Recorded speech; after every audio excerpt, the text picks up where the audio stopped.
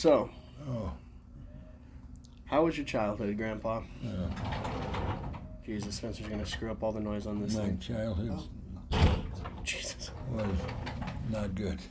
Not good? No, we had no supervision at all. My mom was a nice mom, but my dad was a gambler and a drunk.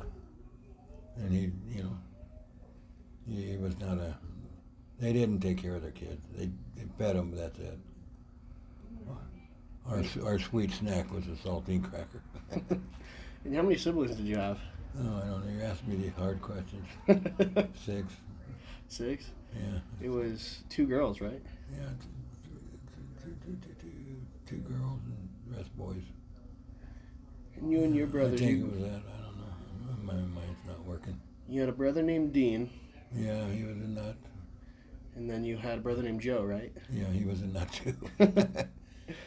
Didn't you guys live in a trailer on the property? Dean was he was a legal nut out of his head. Yeah, nutcase. But Joe was borderline. Yeah, we lived in a trailer, my brother and I, Joe. When we were there, usually we were walking the streets at night. Yeah.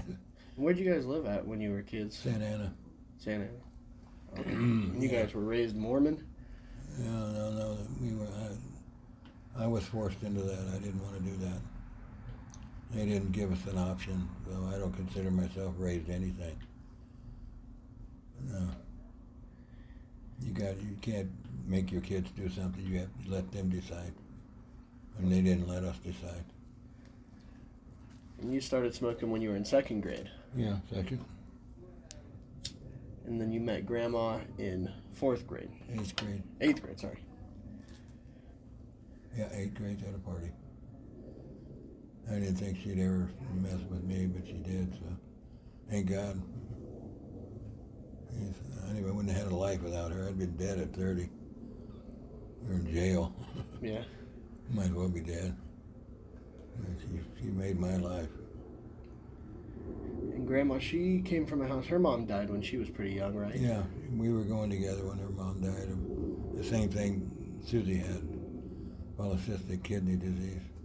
But in those days, they didn't have a cure for it. They didn't have transplants or nothing, so she just went, which I'll probably not go of polycystic, but I'll probably go of kidney disease too. And you and Grandma stayed together from 8th grade all the way until Grandma passed. Oh, yeah. You guys got married when? 67, was it? And that would have been senior year for you guys? What? Was that your guys' senior year? Oh, and, right after we got out of high school. No, we were in school. Yeah, it's hard to remember because so damn long ago, 60 years ago. Almost 54 years ago. Yeah, we were out of school. We wouldn't have gotten married in school. That was too hard to get me through school. She got me through school. I wasn't an honor student. But Grandma was pretty smart. Oh, Grandma was, she was a really smart lady. She could have went a long way if I hadn't held her back. No, I did. Well, I don't think she regrets anything. Taking care of me was a full-time job for her. She did well in every job she had. She did extremely well. She had a head for numbers. I remember her working at a bank. She was phenomenal at that. Yeah, she was very good at what she did. Good woman. So you guys got married, and then when was Lisa born? Well, we had trouble having Lisa. Mom had troubles, miscarriages and things like that. And it was like 3 years later. I'd already been in the service and back and gotten out. And we finally had her. Took forever. Didn't think we was ever going to have one for a while. And Lori came not too long after that. Let's get on to Vietnam. I remember when, we were doing a garage sale at the house over on Ironwood. You guys busted out all the letters. I kept every single letter from back and forth from Vietnam. Yeah. Did Grandma write you every day? Yeah, I wrote her every day too. And where are all those letters now? They're in storage, I believe. Yeah, I think they're in storage because Grandma wouldn't have thrown them away. Mm-mm. But they'll be thrown away eventually. But Well, if anything gets tossed my way, I'll keep it safe. yeah, there's a couple boxes full of them. That's what it was, though. And how was Vietnam? Uh, I didn't care for it. Hot. Yeah. Hot. I think it's bad here. You ought to be over there. It's really humid there. 120 degrees and rain. That makes it sticky. Yeah. How old were you when you got drafted? Oh, God. I spent my 18th birthday in the Army in Vietnam. I was So 17. you got married before you shipped out? Yeah. Okay. Yeah, we were married like a year. Yeah. How long were you in Vietnam for? A year. Yeah, I was there a year, and 6 months to go when I got back. I could have taken an early out in Vietnam, stayed 3 months, and then eliminated the 6 months when I got back, but they were right in the middle of Tet season and a lot of people getting killed, so we left. They were shooting when we left. You could hear the shit hitting the plane. Fuck. Yeah, so I was lucky I got out. A lot of guys didn't get out. A lot of guys had it a lot worse than I did. Now, if I'm remembering right, you had a story about a convoy one time where you had to hide basically Yeah. underneath an axle. You know, I was in a burnout train station. I used to have a train. We were on TDY duty, tour duty somewhere else. And it was up in the mountains, and we drove a lot of night convoys. And my truck broke down, and the officer at the time, Burnett, he said, we can't get you out of here right now. We don't have the time. We got to get these trucks out of here.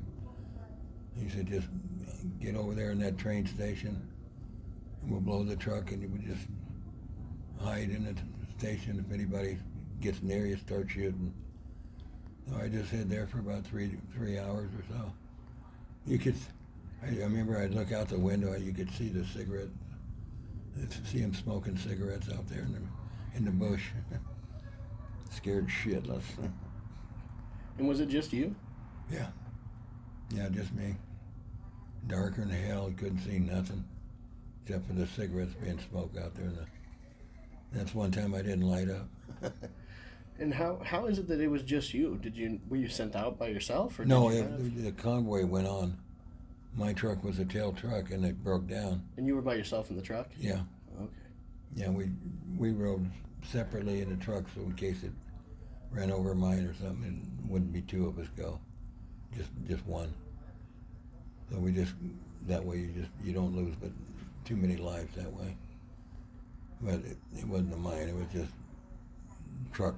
They were beat to shit trucks, so broke down and they couldn't get it going. So they weren't going to try. They just blew it and took off. So.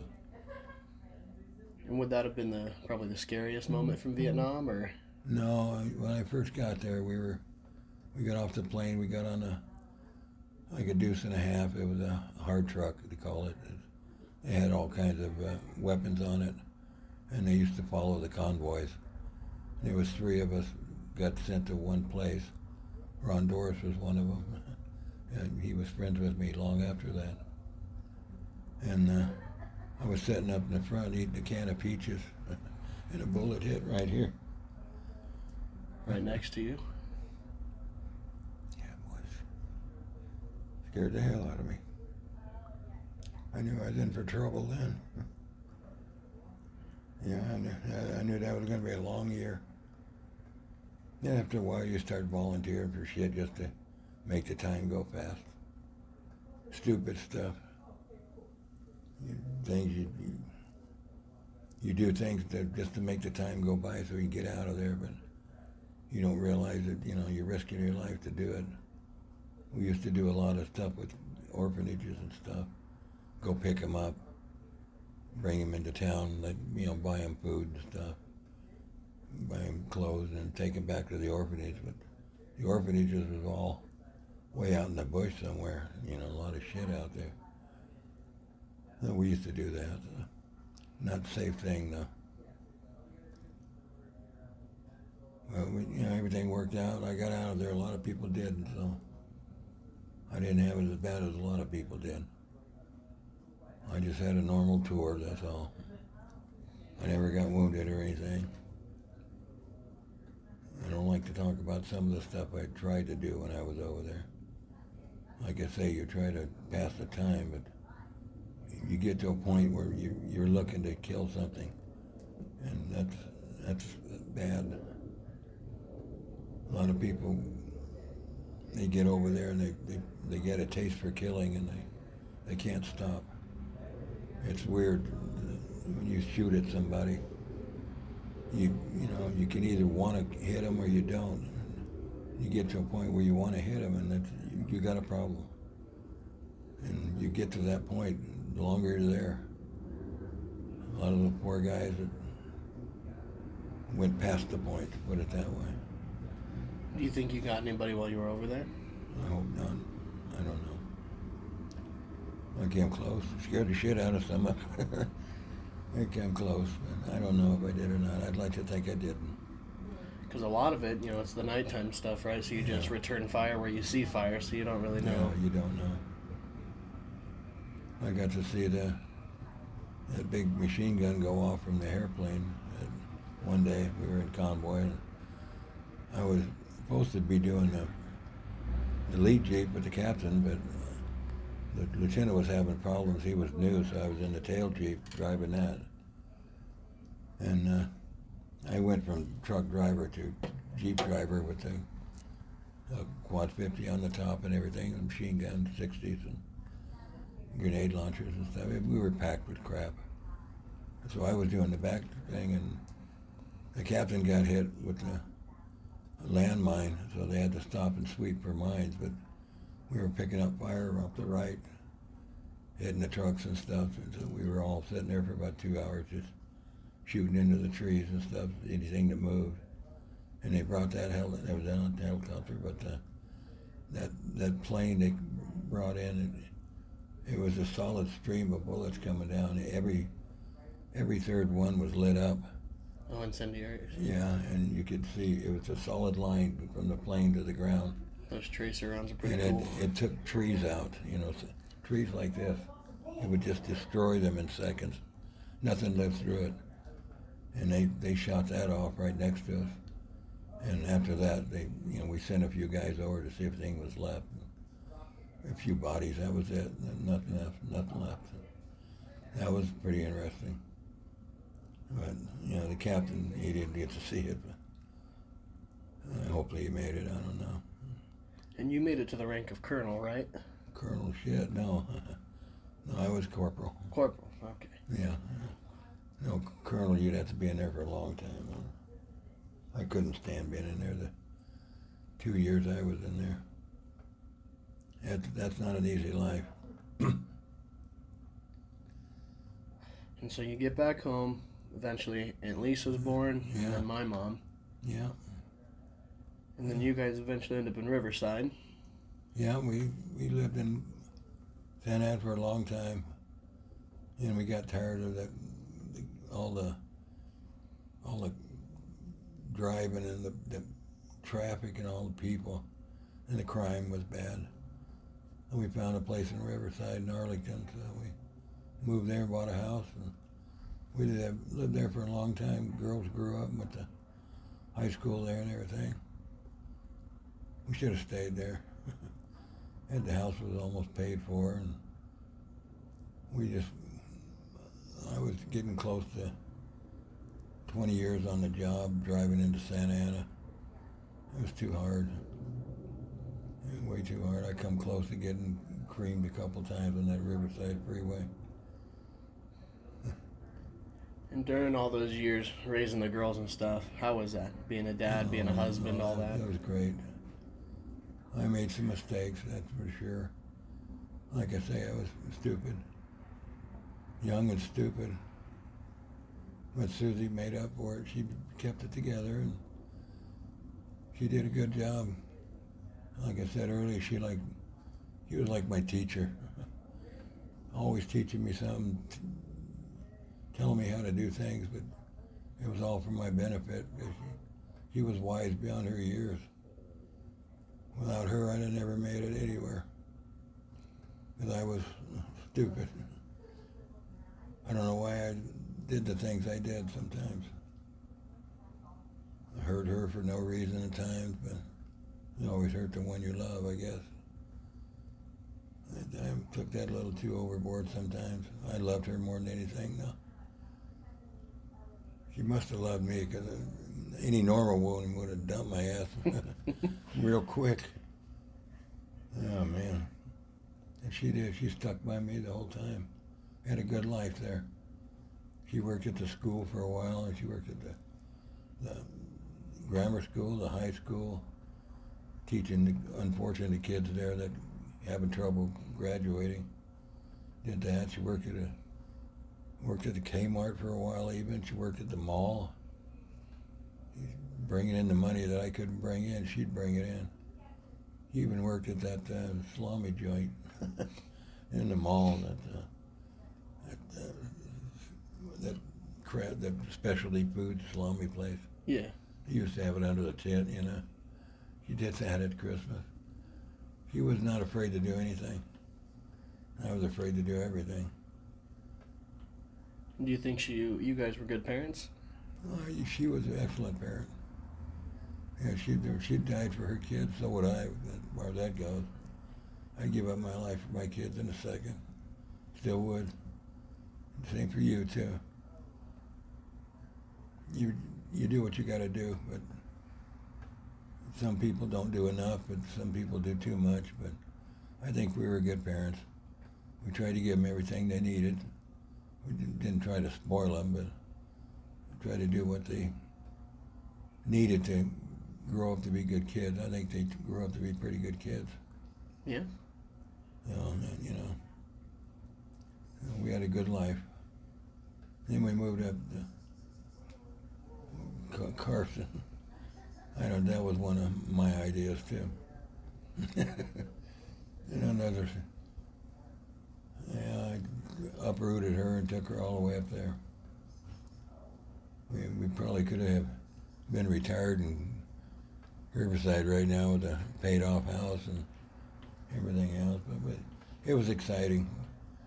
We just took the first couple of years off, and that was kind of our retirement we never got. Although we got a little bit when we came here, a year.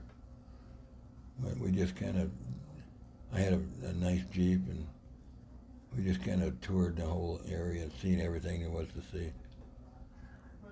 Learned how to fly fish, and we had a ball. Just, kids, I think, Lori didn't like it for a long time because she had some idiot down here she liked, or in Riverside.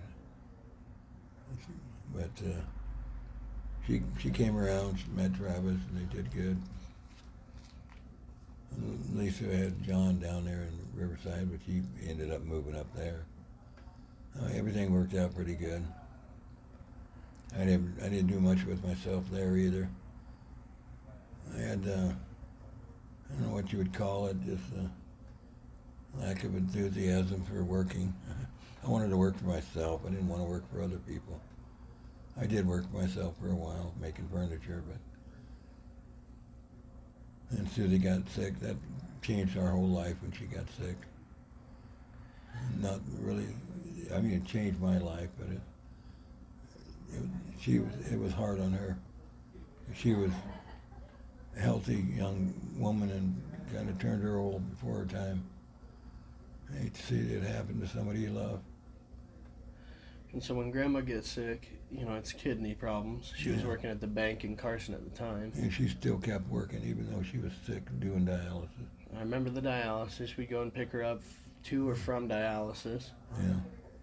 And then eventually it gets to a point where she has to go down to the San Francisco hospital. Yeah, that was, she got sick when she had a blocked kidney. It happened on one of our camping trips to over there in the trailer with you and Travis and Lori. dispenser. That's when it came on her. She had a blocked bowel. So she went into the hospital, and they couldn't find it, and they didn't know what it was. It was just a blocked bowel. They should have spotted it right away. So she in extreme pain for days, and then the doctor came walking by and seen her laying on the floor because she fell out of bed and nobody helped her. And I wasn't there at the time. It was at night. And he checked her out, and he says, everything I see is you got a blocked bowel. I don't understand why they don't fix this. So he fixed it. But in the process, he bumped a poisonous sac that was inside of her stomach. Everybody has them. That's diverticulitis sacs. They're just small pockets in your body. But he bumped one accidentally, and it got infected, and she got CMV virus. And that virus is a killer. You don't come back from it. God bless her, she did. Took her 12 months in the ICU in San Francisco, and they said either take her there or she's going to die. I said, well, get her on the plane, let's go then. So they flew her, and I drove over. Get to San Francisco in 3 hours, you're doing pretty good. Yeah. I was flying. But I got there, and she was there for 12 months in ICU. I lived in, I don't remember the name of the town, but it was about an hour away. And I took the boat, a cruise ship over, it wasn't a love boat by any means, but I took that to the wharf over there in San Francisco, and then took a bus every day. I missed one day only out of the 12 months of being with her. I had to come home and get some storage stuff sent back to taken care of. I couldn't get out of it. But that was the only day I ever missed being with her. A lot of times I'd spend the night with her. They like to tie her hands down because she was a puller. You like to pull her shit out. And then she'd get blood all over everything, and then they'd have to come in and actually do some work. So they tied her hands down like an animal. And that scared her, so I'd spend the night. Then they'd take her hands out so they could, as long as I was there. So I spent a lot of time day and night there. I'd just sleep in the chair or the waiting room. And you stayed in a trailer that whole time? Yeah. I don't remember the name of the town I stayed in. It was about an hour from San Francisco. Yeah, Travis loaned me the trailer, and I stayed there by myself. So every day you wake up in a trailer, take an hour-long boat to get to San Francisco. Yeah, or drive, which took about 2 hours. Stay with Grandma the entire day, then take the boat or drive back to the trailer for an entire year. Yeah, it was worth it. It was worth it. They said she wouldn't get out, though. Then her doctor was amazing, man. He said, don't believe anything anybody tells you. If something goes wrong, I'll be the one to tell you. And as far as I'm concerned, she's going to go home. But it won't be anything the doctors do. It'll be because of you or God. She went home. Yes, she did. I remember that. You guys stayed. Standing on her tiptoes, but she went home. You guys stayed at the house in Yerington with us for a while after that. Yeah, that was a hard year. When I got her home, she lived for a lot longer, too. It was all worth it. Wasn't her time yet. Probably the strongest woman anybody's ever known. Sometimes they said that the pain she was feeling was like putting your hand in a fire and leaving it there. They said, we're sorry we let her go so long. I said, yeah, tell her, not me. It's like putting your hand in a fire and leaving it there, what she was feeling. Well, get something done then. Nobody should have to go through that. She went through so much. She had bad a lot of her doctors were not good doctors, so I threw a lot of doctors out of rooms too. I wasn't afraid to throw a doctor out of a hospital room. Hell no, not you. Oh God, no. Nurses too. You got your really good nurses, and you got some really bad ones. And I let the bad ones know it. Don't touch her. There's bad things go on in hospitals they don't tell you about. Not in the brochure when you check in. Yeah. Yeah. But that was a good. We had after we got her home, and we eventually got our own place again, and she was doing really good. Going to work again. She loved to work. Me, on the contrary, I could take it or leave it. But I think my biggest problem is I never had the job that I really liked. You were always a craftsman. Yeah, I did some woodworking a lot. Still have the dress you made. It's in my house. The dress? Dresser. Oh, I gotta say, I made you a dress. I don't remember making dresses. I still got the dresser. I might have, I don't know. And it's got the stamp on it, made by Arthur Dale Clemons. Okay, yeah. I use it every day. All my stuff's in it. The TV sits on. It's right there in my bedroom. It's still there. Spencer's got his dresser still as well. Oh, I forgot I made those. And then you made the bunkhouses. I remember. Yeah, I sold a lot of those, boy. I remember being in 8th grade. I had a class project about Egypt, and Yeah. we wanted to make a boat. Yeah, we made that reed boat in the garage over there on Dayton. Yeah, you say we. That was 100% you. You made a boat that won me. We made it together. The best project in that classroom, that boat. That was the most insane boat I've ever seen. Looked like it came right out of Egypt, made out of papyrus. Yeah, we did a good job on that. That was fun to work on. I like making model stuff. I don't know why. Should have worked at Disneyland. You would have been a hell of an Imagineer. Yeah. I don't know why I like doing that stuff, but I do. I always like model trains. I remember all the adventures with you and Grandma. It beats working, I guess. I like doing it. Going on the train in Dayton, and you guys showed me American Ninja Warrior. Well, we watched the original Ninja Warrior. All the Japanese people doing it. Yeah, that was better, actually. Miyamoto, I think, was the all-star, right? Oh, yeah, he worked on a boat. I remember that He was one. a fisherman. And he won, I think, the most out of all of them. The dude was killing it. And Yeah, then in good shape. Spencer obviously has his memories of the grandma's hot chocolate made different than anybody else. Taught us how to use milk instead of water. Oh, yeah, we'd come home every day picking you guys up from school, and Spencer would do his Star Wars lightsaber stuff. It got a little old watching the same movie every day, though. Phantom Menace, every day. Every day, man. One of the worst Star Wars movies there is. I don't watch it to this day. I wouldn't be surprised if you got a little burned out on that one. Oh, yeah, he loved it, though. He'd cut stuff out of paper and tape it on himself, and he loved that shit. And God bless him.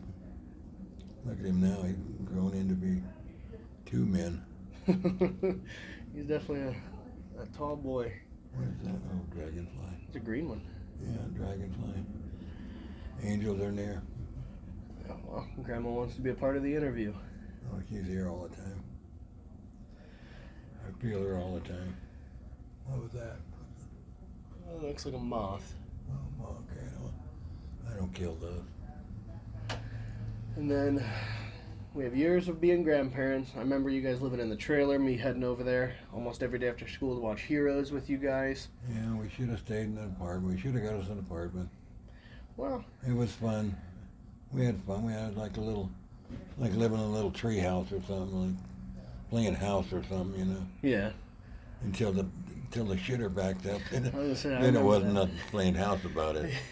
It was oftentimes that trailer had some issues with the that's- sewage. And don't tell me Grandma couldn't fill it up either. I'd go in there and she'd, I had a problem. I said, what's the problem, babe? Oh, God, that's the problem. Oh, shit. I know, I gotta fix it. Oh, God, what do I do now? No, I remember Grandma went from colostomy bags to blowing up toilets. Oh, man. She could clean out a room with that colostomy bag. She cleaned out a whole floor of a hospital once. The damn nurse was stupid. She's more stupid than I was. She opened that colostomy bag in the room with the window behind it was open. And it was right near the desk. The room right off the desk. I never seen nurses move so fast. And then the nurse says, "Oh my God, what is that?" That's my wife. She loves you too. She's just saying she loves you.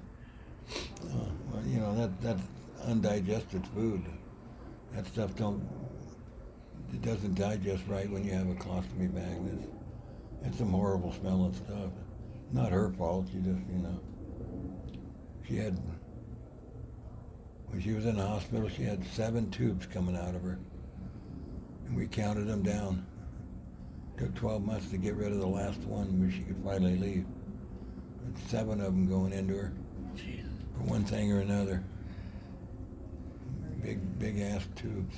Like shit. She looks like she was hooked up to like some kind of machine or something. Horrible.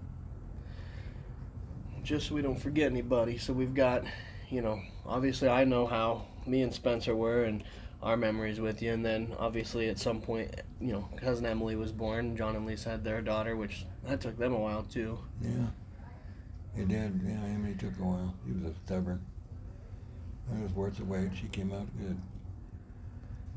And they've always done good. Uncle John's always been... John's a hard worker. He's a good boy, a good husband, a good father. I'm not saying she isn't spoiled, but that's part of her right now. Kids her age, she's a teenager, and she knows much more than we do, so we have to realize that. She's smarter than all of us. She's brilliant and we're stupid. And, she knows that, so that's just what teenagers think. Yeah. And they all go through it. Then you find out what's really going on and you settle down. Yeah. And she's going to turn out to be okay. She's a good girl. And Aunt Lisa's always been a hell of a mom, a hell of an aunt. Yeah, she's a great mom, great daughter. Yeah, I couldn't have done this without her.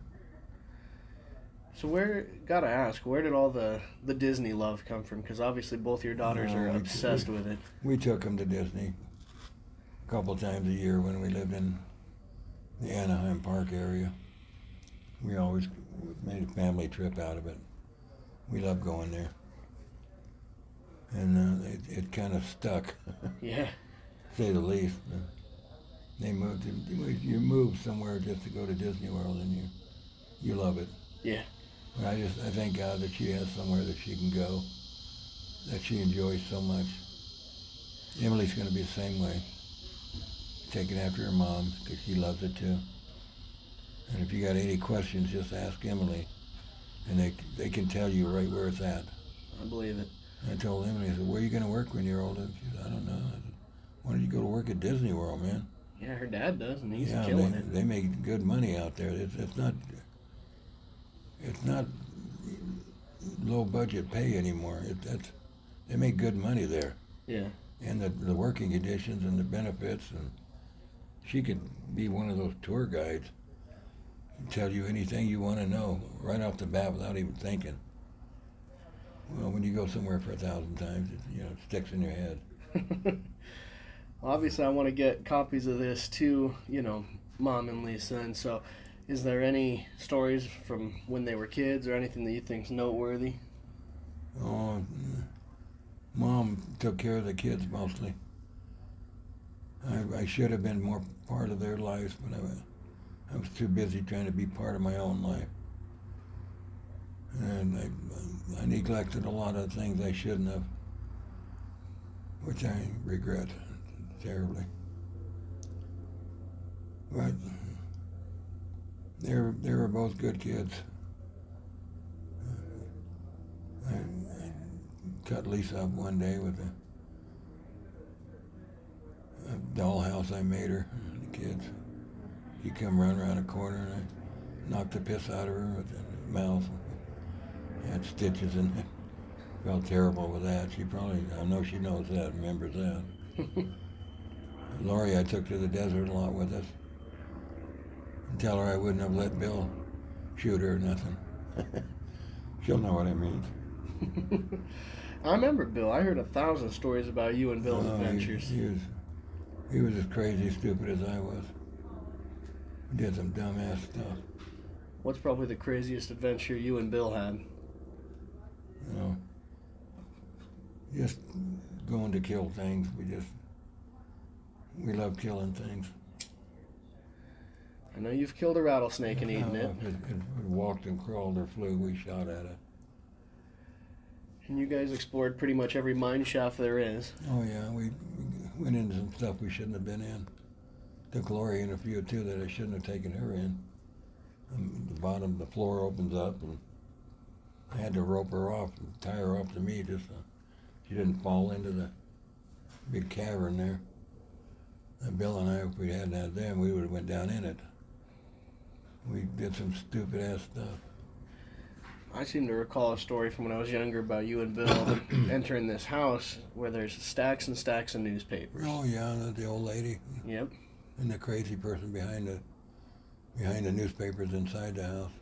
Because you guys thought it was abandoned, right? Oh yeah, we were ready to go have a good field day stealing stuff. If anything moved, we'd kill it and take what's there. We were worse than Jesse James. Yeah, the old lady came out and, oh God, scared the hell out of both of us. Like, I think Bill wanted to shoot her, I don't know. Put her out of her misery. That was the first time. We met another one too. Oh really? What's that one? Oh yeah, Susie was with us then. Susie and Carol. Bill and Carol and me and Susie. And Bill and I stopped to check out a house. It looked abandoned. We were right at the door banging on it, you know. You at home? What do you got? What do you got that we can take? We were collectors. And we collected anything that wasn't nailed down. It didn't have to be, it could be nailed down. We'd still take it. We carried hammers with us. But we walked in the house, you know, just a rat hole. Horse stunk, smelly. In the middle of nowhere. We were going to dinner or something, and we out in Escondido or something. And we walked in there, and Bill's going through the cupboards. And I looked at the refrigerator, and I felt it, and it was like running. And what the shit, the refrigerator's on. So I opened up the fucking food in there. I said, oh crap, somebody lives here. And then out walks this lady in a nightgown. Her hair was all white, going everywhere, like 80 years old.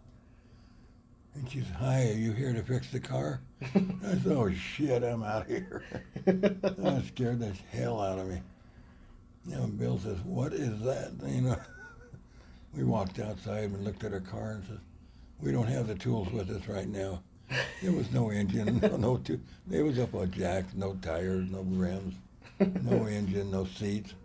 I said, we don't have the tools right now. What do you got? You got any money? That's how bad we were. We didn't care. And we just left her there and left. Whatever happened to Bill? Oh, he's living in the same place he lived all the time. He never graduated out of there at all. And he's still alive and kicking? Yeah, so far he did that prefab crate company for a long time. Now he's just kind of into making things for the fairs and stuff. When's the last time you talked to him? Years ago. Is he friends with you on Facebook? No, Carol's on Facebook. And Susie and Carol they won't admit it, but they had a falling out or something. When she was in the hospital, she was all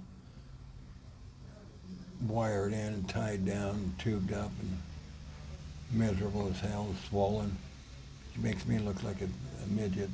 And she was so swollen. And Carol and Tim came to visit. And Tim said, I'm going to take you down to the Bubba Gump's and I want to buy you lunch. And I said, oh, I don't need to do that shit.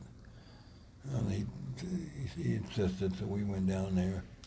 And I got mad. A damn bitch came up and started asking me questions about Bubba Gump movie. I said, I don't watch the damn movie. I don't care what he did, and I don't want your questions. I want to eat my food and get the hell away from me. So she didn't like it, so she left, but I was not in the mood for Bubba Gump questions. I wanted my damn shrimp, leave me alone. So you've never seen Forrest Gump? Oh, I've seen it since then, but I hadn't then. Oh. I said, I didn't watch the damn movie. I wouldn't watch it. Get out of it. Leave me alone. So she thought it was an irate tourist. No, I'm just a happy person, that's all.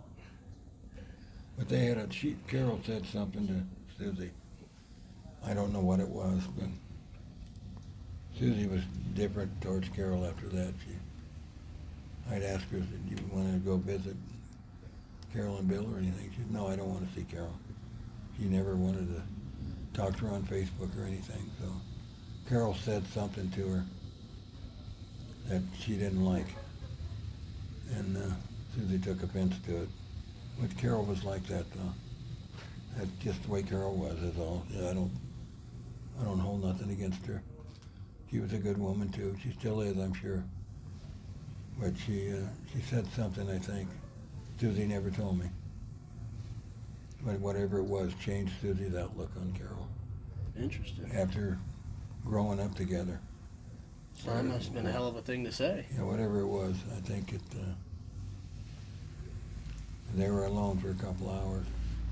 When I got back, Susie says, God, I'm glad you're back. I want this to end. I said, all right. I'll see him out to the car and they can leave.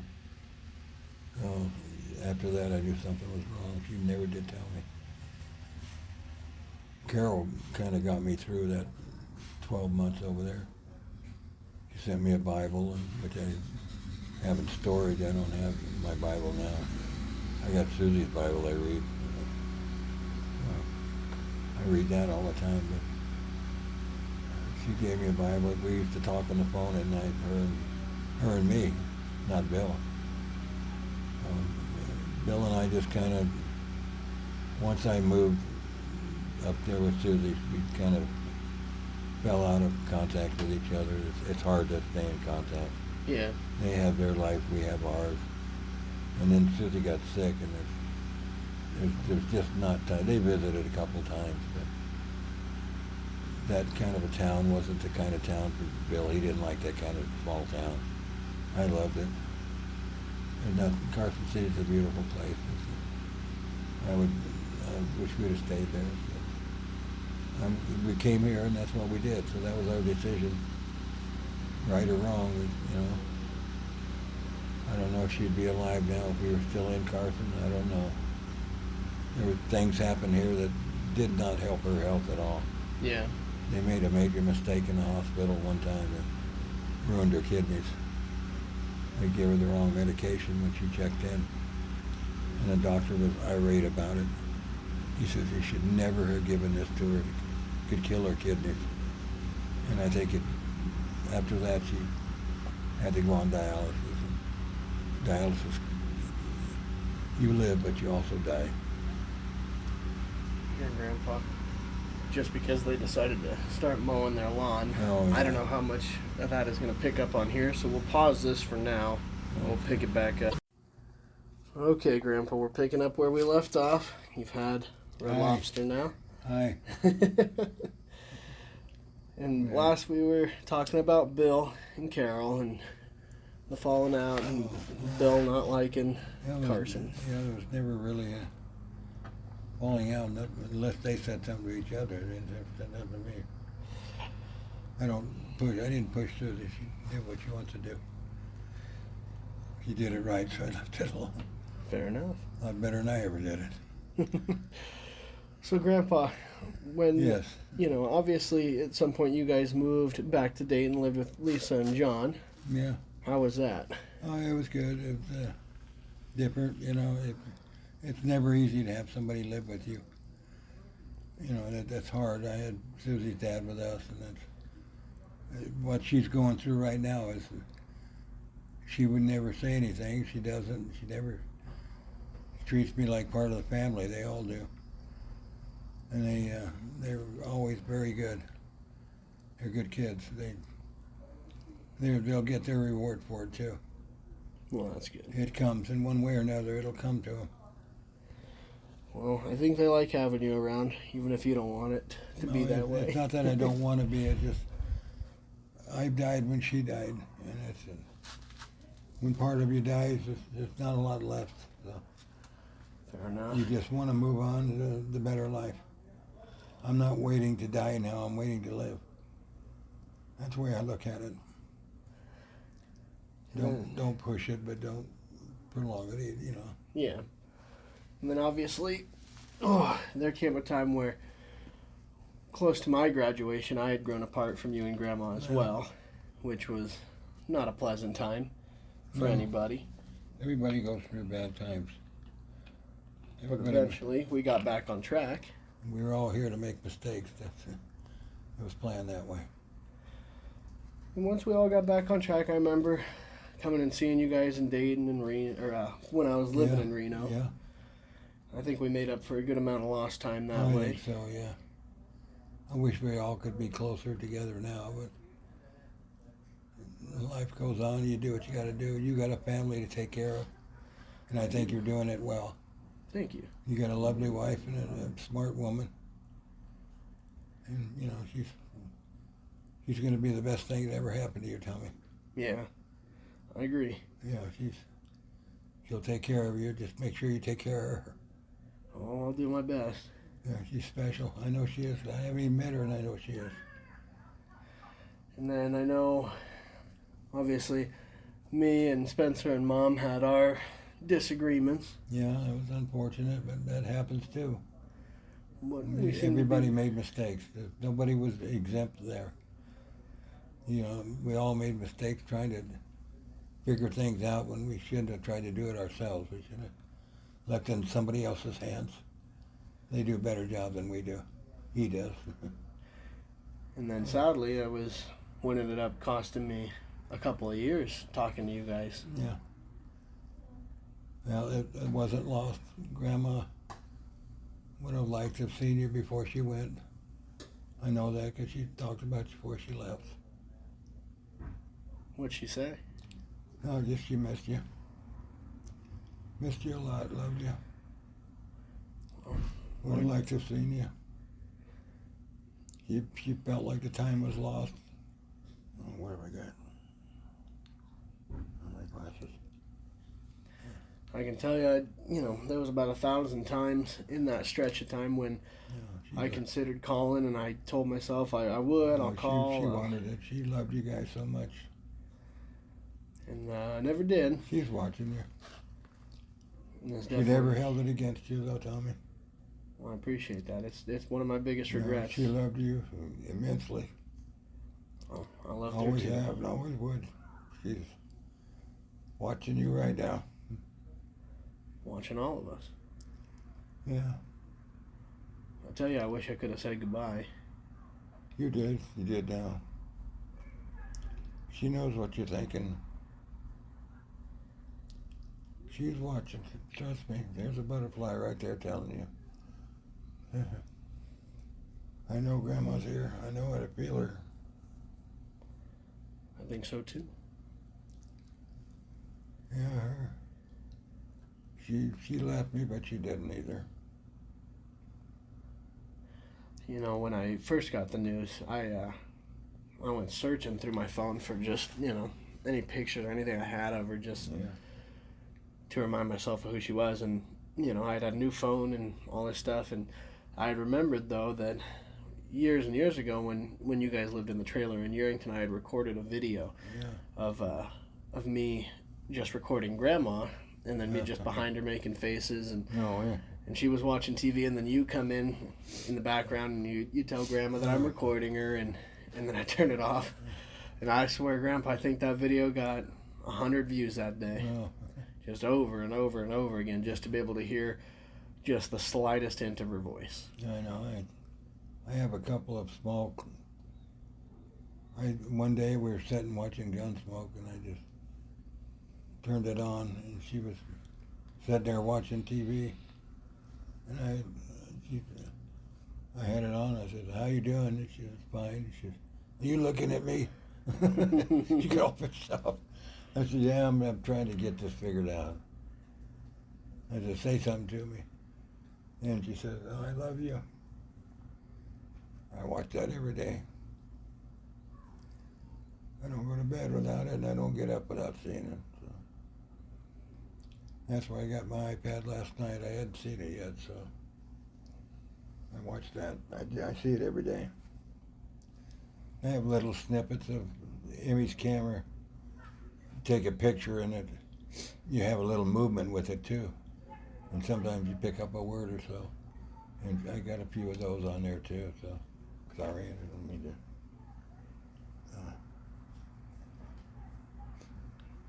Time heals nothing, Tommy.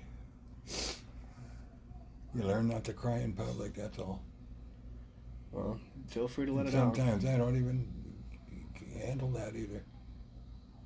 I go to Disneyland, it's very hard because her and I stopped a lot and smoked, and we did a lot of that stuff. And I see those places, I break out sometimes.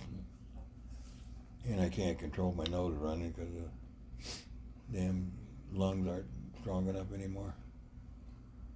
Well, I do what I can. I know she's here guiding me still. Because I know that's where she'd want to be, so I know she is. Took care of me for 60 years. I don't think she'd take it back a thing. I think she enjoyed every bit of it. She must have. You didn't dump my ass. I would have dumped my ass. I was a pain in the butt. Made some stupid things. She got through it and stayed with me. Talk about somebody that doesn't quit. Boy, she never quit. Her body quit. That was all it took her. She couldn't do anything about her body quitting. But her mind didn't quit. That's why, I don't feel like I'm quitting. I'm not trying to kill myself. Not too much. Just one bullet instead of the whole 6 shots. I do what I can to stay here. If it been, I always sometimes wish I would have went first, but she couldn't have handled it. She couldn't have done this. She was real sensitive, and she depended on me a lot for the year of our life. The best years of our life is when she was sick, actually, because we fell in love all over.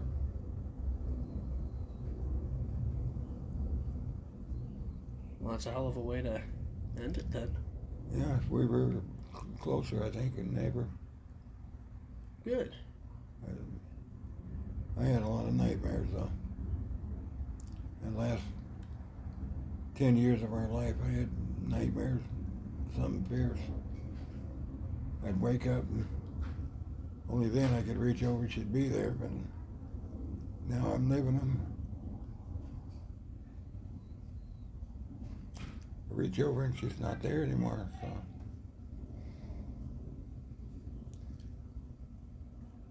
I think she is there in a way, though. Oh, she's there. I just can't feel her. Feel her in my heart, so. Soon I'll be with her. I can't wait. I know. It's like needing a Jack in the Box taco and you can't get it, Yeah, I'm gonna waste another cigarette here. Out of all the years of marriage. Damn nose. Crap. I can't even sniff. Crap. With all your years of marriage and being with Grandma for... How long were you guys married? 54 years. 54 years and together for over 60, right? Mm-hmm. Now, with all that time, is there any bits of advice you would give to, say, me and my wife, or Lisa and John? Yeah, never take them for granted. I think that's the most important thing. Don't show them now that you love them. Don't wait. That one day there's not going to be that time to show them, and you're going to wish you could. But never take them for granted. Help them whenever you can. and tell them what they mean to you. Once it's over, and you can't tell them. I mean, you sit there and tell them. I sit out here at midnight and talk to her, but it's not the same. You got to be able to look in their eyes and tell them. And the fact that you can't is what hurts. But just don't ever take them for granted. And never go to bed angry. Yeah, that was Susie's thing. Don't ever go to bed angry. We slipped a couple in there, but we've always made up. Yeah, she was a good woman. Best I ever met, the strongest I ever met. Best woman I ever met. Most loyal. What they say about me.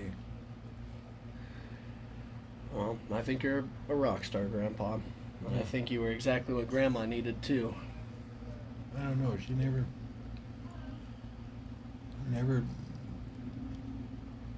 complained about hardly anything. She'd be hurting, getting home from work, hurting like hell. Fix me dinner. Never complained. If Grandma were here right now, what do you think she would say to you? To me? Yeah. I love you. And what would you say to her? I love you. And I would thank her for all she did for me. Because that's something I never got to tell her. Never got to thank her for all she did. And no medication, but that's, that she needed it at the time to get through. But it took away what I needed to say. And that's what I want to tell her when I see her. I love you and thank you for all you did. Yeah, I know. And the butterfly. They seem to show up right when I'm thinking about her. That's a freaking mess. Thanks, Tommy. Hey, I didn't mean to destroy you like that. Yeah, it's nothing new. I do it all the time. It's just what it is when you lose somebody. Like I said, time don't heal the thing. Oh boy. Now, when it comes to everybody in your life, obviously Lisa, John, Lori, me, Spencer, Yeah. Emily, is there anything you would want to say to them if they're listening to this, 20 years from now? I'd like to think they found God by then. That's one of my downfalls, is not to teach my kids about that. And that's one of the main rules a dad is supposed to do. Your dad is responsible for the family. And if you don't teach them, it's your fault. And I would like to say, find God, you better do it now. Because it's important. And right now, you kids you got your lives, you think you can handle it and everything else, but you don't know all the answers. He does. And he has the answers for you. But you got to let him come in and give them to you. You have to ask for them. Without asking, he won't interfere. He'll let you make all the friggin' mistakes you want. Because he wants you to fall back on him when it gets so bad you can't stand it. That's when he's standing there waiting for you. And he wants you to come to him. I hope to hell that kids someday in their lives, all my family, find him. I know a few of them already have. My sister, my older sister, she found the margaritas, that's all. Well, I'm not going to put her down for that, but I found a few myself. And I hope they all find God in their own way. Because I never realized how important it was till now. But I'm not a preacher, so I'm not good at what I do. I can't talk to people about verses and all that. I know my favorite verses and stuff. But, I can't I'm not. God knows that. I'm not. I'm not a speaker. Well, is there anything you want to say specifically to Aunt Lisa? No, just I love her and thank you for all she's done. And she knows how I feel. She knows everything about me. Good. So she knows what I'm thinking. What about my mom? Oh, the same. Thank you for all she's done for me. I know she'd do more if she was capable of being here to do it. She'd be doing it too. And I love her very much. And then what about your grandchildren? Oh, they speak for themselves there. So you guys are just unbelievable. Yeah, I think you're going to be good parents and good husbands, and you're going to do fine. I don't worry about you, and that's good because I got enough to worry about. You guys, I'm sure, are going to do good. You already got good work ethics, and you're a good man. You might cuss too much, but that's don't say GD. That's all. That's offensive to me and God too. I said that enough for both of us. Sounds good. Yeah. And what about Emily? Family is, that's all it's about, Tommy. Family is everything. I hope someday that when I'm in heaven, and I know I will be, that I can have the whole family with me. I know some of them I'm not going to have with me, which is unfortunate, unless they at the last minute. But I know some have passed already that they're not going to be there. Really, a big one. But I love them all. No great grandkids, they're beautiful kids. Beautiful. I wanted to go shopping for all of them, but as you see, I don't have it in me anymore. Well, you're doing fine, Grandpa. I'll try to send money to them, I know that. You don't have to do that either. I know, I wanted to get special stuff for them, but I don't have the legs anymore to shop. That's okay. The damn COVID and the crowds and my breathing I didn't get to get what I wanted to get. And I regret that. They're special kids. Well, they've got plenty. Yeah. Always nice to get something special from Grandpa, even if they don't know who I am. Well, they're gonna know. You know, I would have liked to have been part of their life, but things don't work out. We made mistakes. Coming here was probably a mistake. I don't know that I would have her there either, though, if she would have lasted any longer. But there, she had the cold, which she couldn't handle. But, here she had the allergies, which she couldn't handle either, so. A few mistakes made here that shouldn't have been. So. But she had a good life. I don't think she regrets anything in her life she had. She loved her grandkids, and she didn't get to know her great-grandkids, but I know she would have loved them all. Yes, she would have. No doubt about it. Yeah, she was a good grandmother. The best. Yes, so many pictures of her sitting in swings with the kids. Good grief.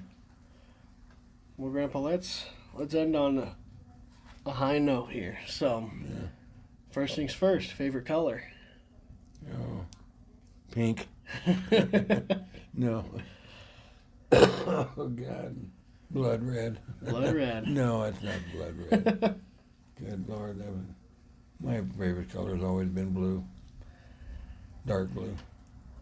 And if you could have been anything in life career-wise, what would you have done?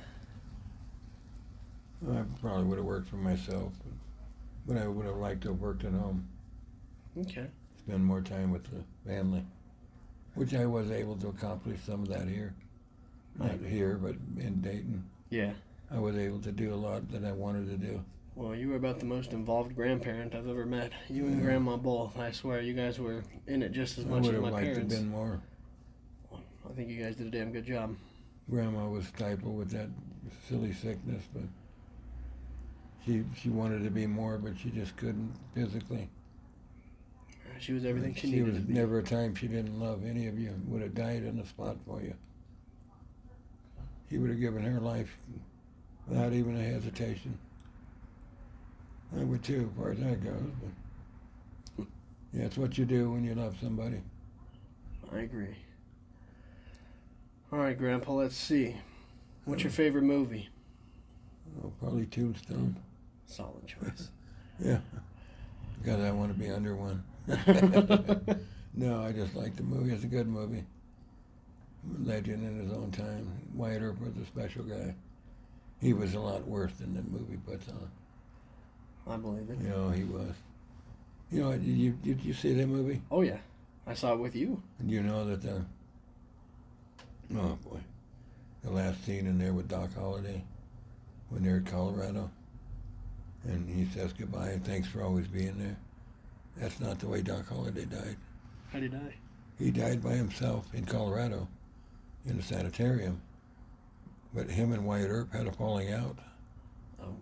He made some racial remarks about Josie, his girlfriend at the time, about him being a Jew lover. And Wyatt didn't like that because she was Jewish. He didn't like that, so he just got up and said goodbye and left and never seen him again. And that was the end of their relationship. He never talked to him again. He went to Colorado by himself, and he died there. He lived to be 80-something, and with her, it's been 60 years with her married, but he never seen Doc Holliday again. Their relationship ended. Interesting. Yeah, he I did never. not know that. Yeah, Doc Holliday made a Jewish statement about him being a Jew lover, and he just Wyatt Earp off. He just got up and said goodbye, Doc, and never talked to him again. He could have gotten mad, but Doc Holliday was faster with a gun, so Yeah. it's wiser just to leave. But that's how they ended their relationship, really. They changed things to make it more, Hollywood. yeah, Hollywood. And then, Grandpa, do you believe Bigfoot exists? Oh yeah, he's there.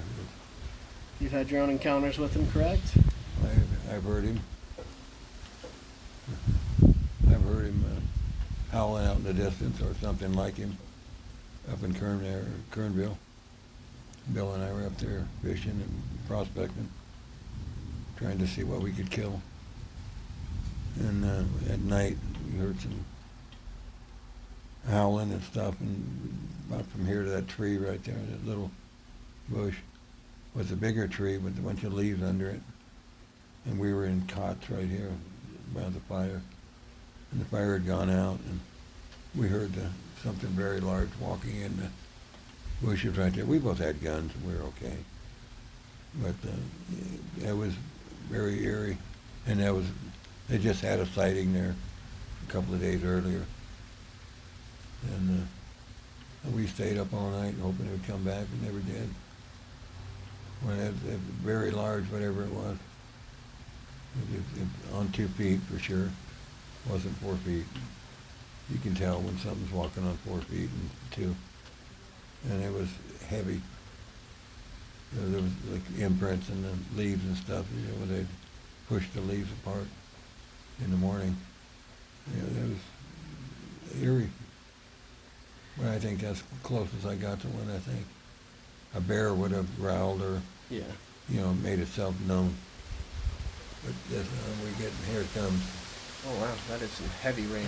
You're going to get nailed, too. Yep. Let me move over here. Yeah, you're going to get nailed big time. Move the chair over here. All right. And then I think last fun question. These are both questions I knew the answer to, but I like hearing you talk about it. Musical.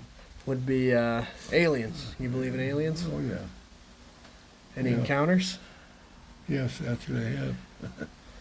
I know I have. These are stories I've heard before, but I want to be able to hear them again. This was in Yerington. This is when you were driving, right? Driving to work early in the morning. The sun had just barely started coming up into the mountains. You could see the outline of everything. And I'm driving down the road, and I look off to the right, and there's a large football-shaped black object, no lighting, no nothing, going right along the same speed as the car. And I just looked at it, and I thought, oh, it's got to be something either on the window or, maybe a bird got smashed or something. But it didn't, and then so I slowed down a little, and it went up with no lights at all, no markings. And it just, because I see it in the sun because of the outline. And then it went up farther and crossed over the road and went off towards the mountains to the left. And about then, I'm trying to find a towel or something to change my shorts, like what in the hell was that, Huge thing. Because it was, the top of it was hitting the telephone wires, and the bottom was just a couple feet off the ground. So it was just flying, man. But yet staying right with the car. No other cars on the road. And that's the only time I've ever seen, as many times as I've been to the desert and slept out in the middle of nowhere. That's the only time I've ever seen anything. I remember when you told me that night when you got back from work about it. Yeah, that was strange. I know there was something there. I don't know what it was. I can't tell you what it was. I have no pictures, nothing like that. It kind of puts the fear into you a little bit. Like, man, there's got to be something there. But there's too many galaxies and stuff. There's no way we're the only we're not, living, thinking beings. God made us. He made other stuff too. We're not the only ones here. I understand why they would not want anything to do with us. 'Cause, we're butchers is what we are. Yeah. We kill for the pleasure of it. We experiment for the pleasure of it. Why would you want to contact us? We have nothing to offer anyone. They probably got, if they're doing that, they got plenty to offer us, but Yeah. we have nothing to offer them except cruelty. No way. That's about it, buddy. All right, Grandpa, is there anything else you wanted to say? No, I love you all. Been a pleasure knowing. I wish I could know the kids and the wife, but it's just not going to happen. That's okay. So I watch them on videos, and I see the kids playing and stuff. And you got a good family, buddy. Yeah, and I hope Spencer finds a good family too. We'll see. I hope so too. Yeah, you have a girlfriend, I think, doesn't he? No. No girlfriend. No. He said he showed us a picture of a girl. That's his best friend. Yeah, well, that's the girlfriend. There you go. Sometimes that's close you can get. You take what you can get nowadays. As long as he makes her happy when he's around her, Yeah. that's what matters. Just treat your wives good and be good to them. All right, Grandpa. Never take it for granted. I never will. No. Well, thank you very much. Well, thank you, Tommy. I don't know why you wanted all this, but Keep your legacy alive.